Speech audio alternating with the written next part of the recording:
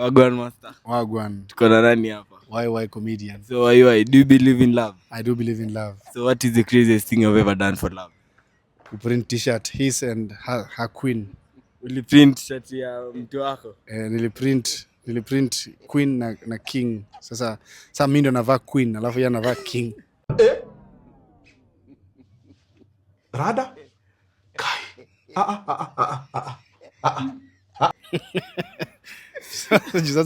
Sasa yeye ni wangu, sasa mimi navaa queen, alafu yana Huyo mtu bado ni wako hadi saa hii. wapi? See, that's one of the craziest thing I've done for Unaweza advise aje huyo mtu pali yako? nani?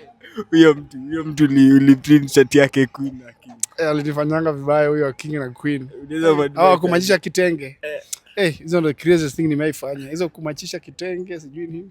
Kumachisha kanguo ama nguo alafu kuna material ya nguo ya demu yako unakuja unabandika hapa ndio kufanana na ile. Hizo ndo vitu crazy tumefanya. Unaweza advise aje?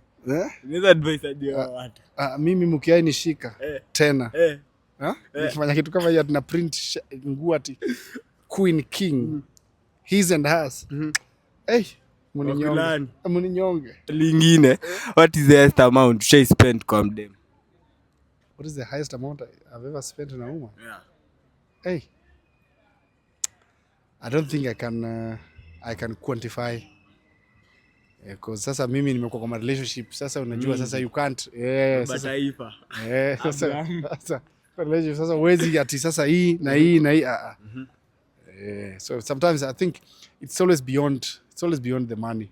So the money is not the first thing I think about. So that's why I can't even quantify. You can't quantify.